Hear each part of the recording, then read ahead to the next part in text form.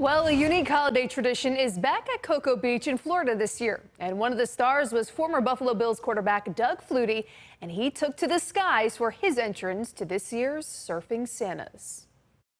Christmas Eve making for a perfect day for one of the most unique holiday traditions just about anywhere. Surfing Santas returning to Cocoa Beach with full force this year after scaling back in 2020. Organizers say it was bigger than ever. Merry Christmas!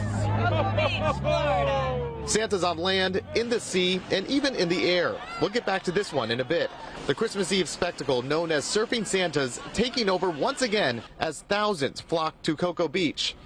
Going from a goofy day on the beach to this, it's beyond my wildest dreams. Founder George Trossett getting emotional after seeing the event rebound from a scaled-back version last year due to the pandemic. It's the happiest day on earth. Surfing Santa Day is a happy, happy day. It's also a day of giving. Surfing Santa's raising money through T-shirt sales for the Florida Surf Museum and Grind for Life, a nonprofit benefiting cancer patients. And we sell out every year, so it's great to see that money go to a good cause.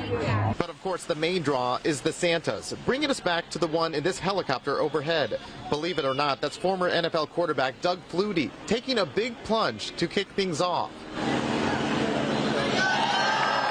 That was a rush. It really was. That was a lot of fun. Flutie, who's also a Brevard County resident, joined hundreds of jolly red elves in the water.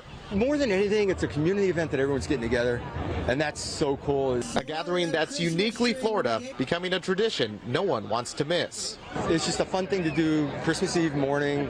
You know, it's proving we are in Florida. We're not in the great white north or up in the northeast, and we're all out having fun in the ocean.